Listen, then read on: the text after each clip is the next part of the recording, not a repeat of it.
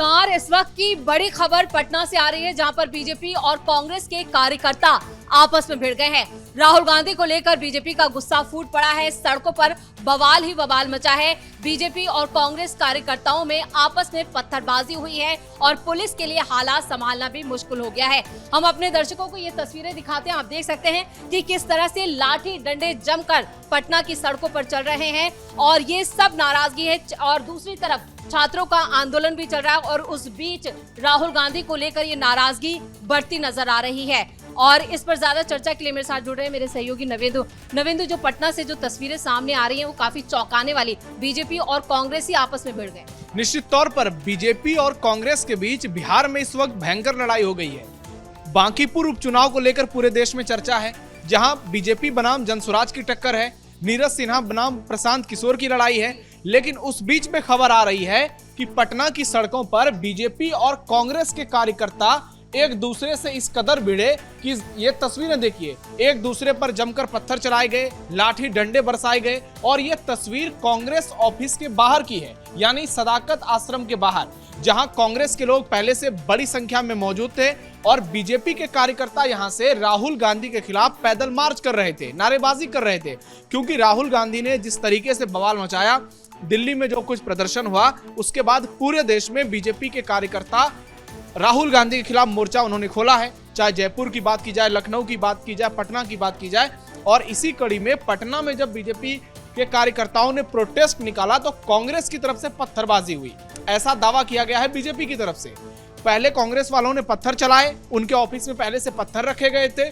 BJP की तरफ से ये कहा जा रहा है, ये दावा किया जा रहा है। उसके बाद बीजेपी ने भी जवाब दिया और फिर दोनों के बीच जबरदस्त लड़ाई, भयंकर मारधाड़ देखने को मिली है और कई लोगों के घायल होने की खबरें भी है। स्थिति आउट ऑफ कंट्रोल नजर आ रही है। आप देखिए किस तरीके से दोनों के झंडे लहरा रहे हैं, एक दूसरे पर लाठियां बरसाई जा रही हैं, पुलिस वाले बीच बचाव कर रहे हैं। लेकिन पटना में इस वक्त माहौल जो है वो बहुत तनावपूर्ण हो गया है, क्योंकि दूसरी तरफ नीट पेपर लीक को लेकर भी प्रदर्शन हुए और उसमें भी पुलिस ने जिस तरह से एक्शन लिया है, बहुत सारे सवाल उठाए गए कि छात्रों पर लाठियां बरसाई गई, आंसू गैस के गोले छोड़े गए, पानियों की बौछार की गई।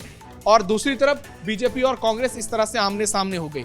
यानी पूरे देश में इस वक्त भयंकर बवाल चल रहा है। सियासी तौर पर देश की संसद में भी हंगामा हो रहा है, सड़कों पर भी हंगामा हो रहा है और इस सब के केंद्र में है कांग्रेस के नेता, देश के नेता प्रतिपक्ष राहुल गांधी, जिनकी वजह से ये तस्वीरें एक बार फिर हम दिखा देते हैं। आप देख सकते हैं कि किस तरह से ये लाठी डंडे और पुलिस के लिए भी स्थिति को संभालना काफी मुश्किल हो रहा है। भिड़न देखिए, भीड़ देखिए, यहाँ पर जमकर दोनों के बीच में जो हाथापाई हो रही है और वो भी पीछे से लाठी डंडे। और इसके बाद एक शख्स आता है, वो पत्थरबाजी करने लगता है, जिससे साफ है कि पूरी अराजकता फैलाने की यहाँ पर एक प्लानिंग थी या साजिश थी। बहुत सारे लोग शामिल हैं, सिर्फ एक व्यक्ति या 2-4 व्यक्ति के द्वारा पत्थरबाजी नहीं की गई है। दोनों तरफ से जमकर पत्थर चले हैं, इस साइड से भी और उस साइड से भी। और वहां पर बहुत सारे रिपोर्टर भी थे जो अपनी जान बचाकर भागे और वो फिर साइड से जाकर कवरेज करने लगे, क्योंकि इस स्थिति में यदि कोई बीच में जाएगा तो फिर उसका बचना मुश्किल ही होगा। आप देखिए ये लाठी डंडा जिस तरीके से चल रहा है, ये लग रहा है कि कोई युद्ध हो रहा है और उसमें जो है दोनों तरफ से महाभारत जारी है। लेकिन ये तस्वीरें अपने आप में बहुत सारे सवाल खड़े करती हैं। फिर पुलिस जब जांच करेगी तो पता चलेगा, क्योंकि बीजेपी का साफ साफ आरोप है कि वो लोग शांतिपूर्ण तरीके से राहुल गांधी के विरोध में मार्च निकाल रहे थे और कांग्रेस वालों की तरफ से पथराव हुए हैं। यानी पत्थरबाजी की शुरुआत कांग्रेस ने की है और इतने ज्यादा बड़े पैमाने पर उन्होंने पत्थरबाजी की, लाठी डंडे चलाए कि बीजेपी वालों को भी जवाब देना पड़ा। तस्वीरों में दोनों लोग पत्थरबाजी करते हुए, डंडे बरसाते हुए नजर आ रहे हैं। अब देखा यह जाएगा कि इस मामले में कितने लोगों की गिरफ्तारियां होती हैं, क्योंकि पुलिस प्रशासन मौके पर पहुंच चुकी है और ताबड़तोड़ एक्शन जारी है। सम्राट चौधरी ने कल ही एक बड़ा फैसला लिया है, ये कि अब बिहार में गुंडा एक्ट जो है और ज्यादा मजबूत हो जाएगा।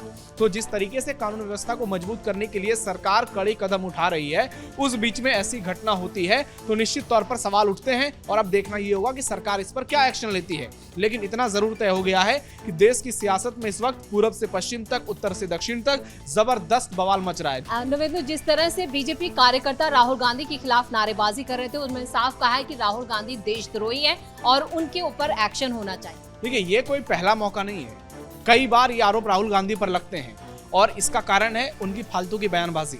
अगर वो भारत को लेकर ही सवाल उठाएंगे, आप देखिए जब भी वो विदेश जाते हैं उनके बयानों को जरा गौर से सुनिए, सरकार जो फैसले लेती है उस पर उनकी राय को देखिए। तो बहुत सारे लोग ये सवाल उठाते हैं कि राष्ट्र हित में राहुल गांधी कभी इस तरह से बयानबाजी क्यों नहीं करते हैं। जब कोई सेंसिटिव मुद्दा होता है जिस पर बोलना जरूरी नहीं होता है, राहुल गांधी उन मुद्दों पर बोलते हैं और सिर्फ अपनी सियासत चमकाने के लिए वो ना सिर्फ हर फैसले का विरोध करते हैं बल्कि सरकार के तमाम बड़े फैसलों का विरोध इस तरह से करते हैं, लगता है कि वो एक राजनेता नहीं है। उनका काम सिर्फ और सिर्फ मोदी सरकार ने जो फैसले लिए हैं उसका विरोध करना है, चाहे वो कोई भी फैसला क्यों ना हो। राहुल गांधी की राजनीति इसीलिए सवालों के घेरे में रही है और एक बार फिर से राहुल गांधी पर बहुत सारे सवाल उठ रहे हैं और उनको जिस तरीके से घेरा जा रहा है, पटना से लेकर दिल्ली तक उनके नाम के चलते बवाल हो रहा है।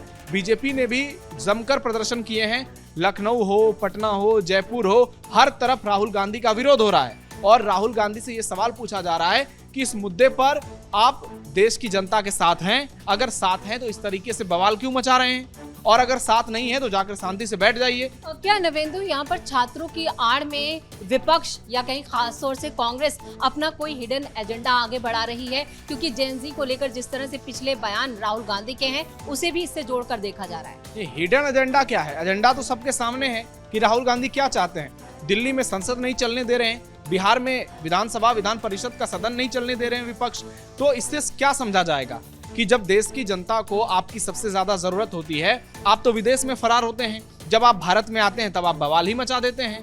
तो सवाल ये उठता है कि एक जिम्मेदार नेता प्रतिपक्ष के तौर पर आपकी जो जिम्मेदारी और जवाबदेही है आप उस पर कितना खरे उतरते हैं? क्या आप जनता के मुद्दे को उस तरह से उठाते हैं? आप तो जातिवाद की राजनीति करते हैं, आप तो एक जाति से दूसरी जातियों को लड़ाने की बात करते हैं। और आज जब कॉकरोच जनता पार्टी का एक आंदोलन इतना बड़ा रूप लिया है तो राहुल गांधी अपनी राजनीति चमकाने के लिए उसको हाईजैक करने की कोशिश में लगे हुए हैं। इसीलिए बीजेपी पूरे देश में इसका विरोध कर रही है और राहुल गांधी को करारा जवाब दे रही है। आने वाले दिनों में इस मामले पर अभी और भी बवाल होगा।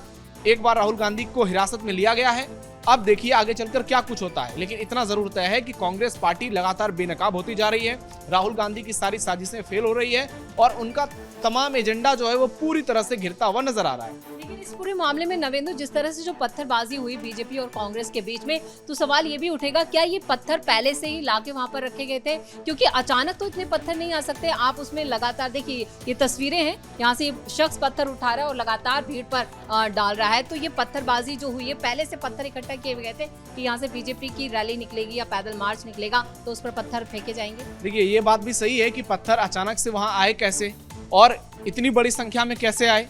क्या वहां पर कोई कंस्ट्रक्शन का काम चल रहा था? क्या सड़कें बनाई जा रही थी जिसके लिए पत्थर रखी गई थी? और अगर ऐसा नहीं था तो वो पत्थर आया कहां से?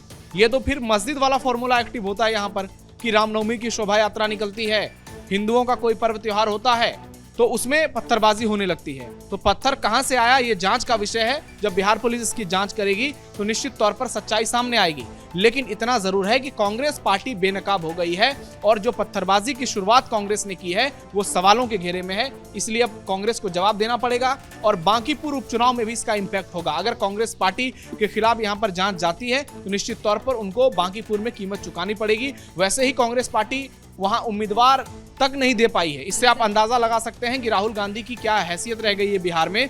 बिहार में कांग्रेस पार्टी दो गुटों में बढ़ती हुई साफ नजर आती है। एक अखिलेश प्रताप सिंह का गुट है, एक राजेश राम का गुट है और कहा जाता है कि कांग्रेस की स्थिति इतनी खराब हो गई है कि आरजेडी वाले अब कांग्रेस से बातचीत नहीं करते हैं। तेजस्वी यादव यूरोप में है, बांकीपुर में उपचुनाव है, आरजेडी के कुछ लोग 10, 20, 50 लोग रेखा गुप्ता के लिए प्रचार कर रहे हैं, कांग्रेस वाले को पूछ नहीं रहे हैं और कांग्रेस वाले इधर प्रशांत किशोर की समर्थन की बातें कर रहे हैं। तो इससे आप ये समझिए कि कांग्रेस पार्टी कितनी ज्यादा कमजोर हो चुकी है, चाहे वो देश का कोई भी हिस्सा हो। इसलिए अब ये पत्थरबाजी पर उतर आए हैं और जब इनको जवाब दिया जाता है तो फिर ये कहते हैं कि देश की आजादी खतरे में है, लोकतंत्र खतरे में है। तो ऐसे में अब जब जांच होगी तब सब कुछ सामने आएगा और कांग्रेस पार्टी को लेकर जो लोगों की राय बनी है उस पर भी एक बार फिर से पर्दा उठेगा। नवेंदु, तमाम जानकारी के लिए बहुत बहुत धन्यवाद। तो पटना में एक बार फिर यहाँ पर कांग्रेस और बीजेपी आमने सामने है और जिस तरह से ये पथराव हुआ है उसको लेकर अब पुलिस ने एक्शन शुरू कर दिया है। कई गिरफ्तारियां होंगी, सम्राट चौधरी भी एक्शन में आ चुके हैं। अब देखना ये होगा कि ये जो पत्थरबाजी हुई है पूरी साजिश के तहत हुई है या फिर सिर्फ छात्रों के मुद्दे की आड़ में कोई बड़ा एजेंडा और प्रोपेगेंडा आगे बढ़ाया जा रहा है। इस बड़ी खबर में मेरे साथ नहीं कैमरामैन अशोक भारद्वाज के साथ मैं परवीन शेख, कैपिटल टीवी।